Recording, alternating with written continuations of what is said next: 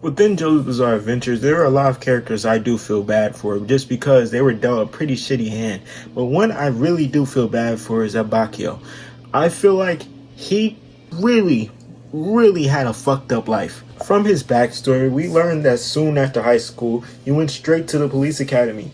And he thought it was going to be a very fulfilling work where he just wanted to help people, make people better, get crime off the streets, all the typical shit, until he actually got out there and he was like, oh, these people fucking suck. I'm sorry, but if I'm trying to make things better and all I hear from y'all after I done made 5 arrests in the same area, all I keep hearing is, you're not doing your job.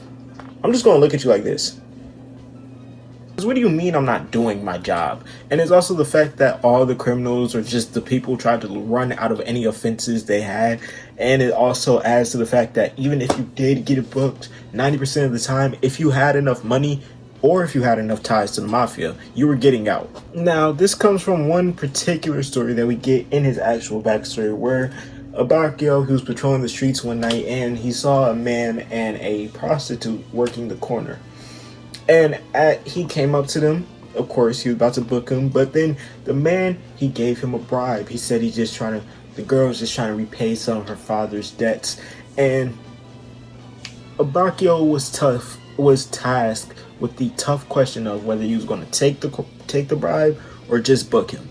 And unfortunately, he took the bribe. He thought that by taking it, he was doing the same thing that still would have happened either way. If he would have booked him, he probably would have paid off some judges or some police officers to get him out, and he would have went back on the streets doing the same thing. So by him taking a bribe, it just, balanced out.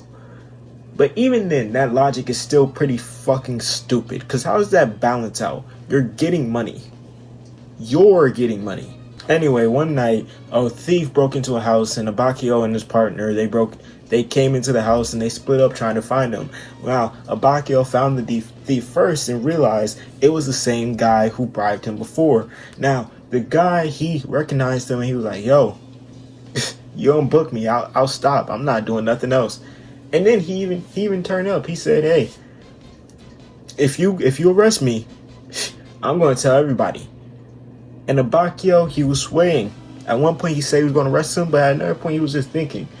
And he thought too much to the point where he let the thief get ready to draw a gun. Saved by the grace of God, or really by the grace of his partner's life, his partner jumps in front of the bullet and fires off a few shots, killing the thief, but also the partner had a fatal shot, I'm pretty sure like in his chest or neck or something. Now, of course, stories and news of this broke out and he was discharged from the police academy before accepting a bribe, but it was far deeper than that.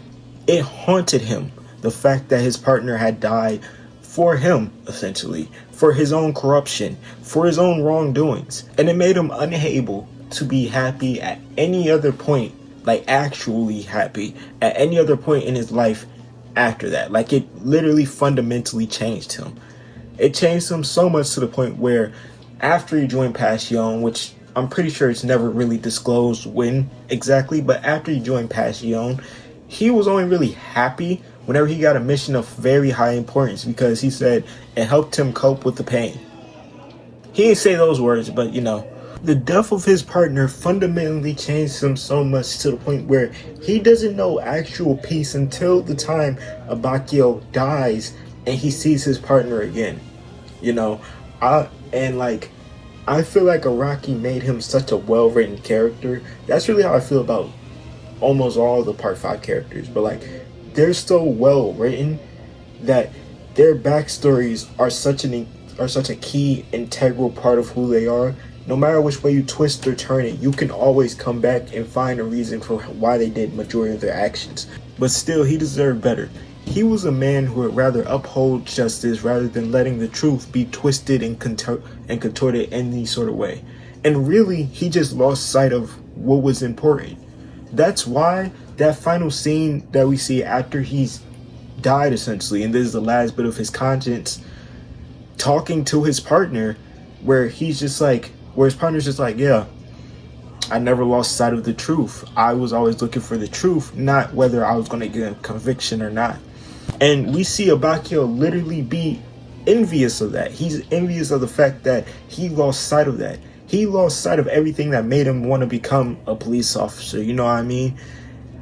But that's also the part of the reason that makes him such a good character. Because you look at the way he acts with Giorno, it's as if with Giorno, whenever Giorno's like, I have a dream.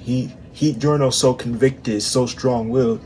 He sees so much of his young 18-year-old fresh police academy self in him. He wants to mold him into something more serious, something that knows your dreams and aspirations are most likely going to stay dreams and aspirations. Now, am I excusing Abbacchio for pissing in that tea and serving it to Giorno?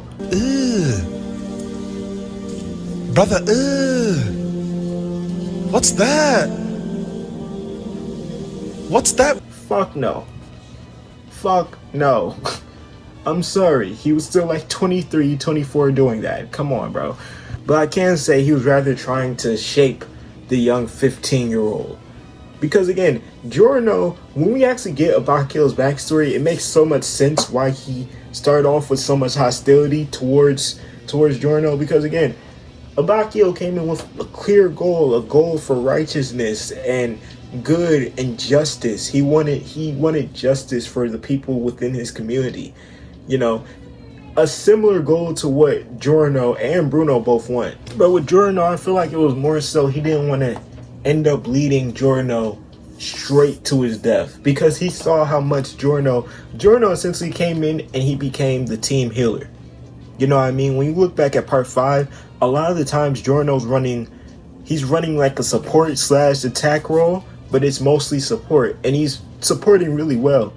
But you could say Abbacchio saw that. He saw how selfless he was, how willing he was to sacrifice towards the cause, and he instantly thought immediately of his partner who he let die in his own wrongdoings.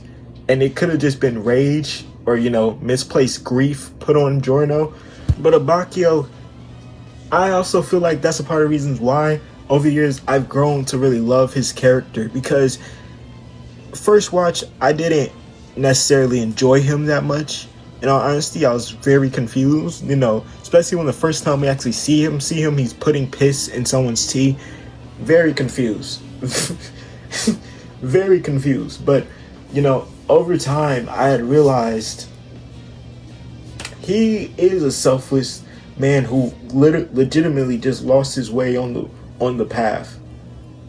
And even when he lost his way, even though through his mood and his face and his attitude, he was still broken. He was still selfless in those scenarios. Like in part 5, when he does use his stand and he helps, he's the biggest help.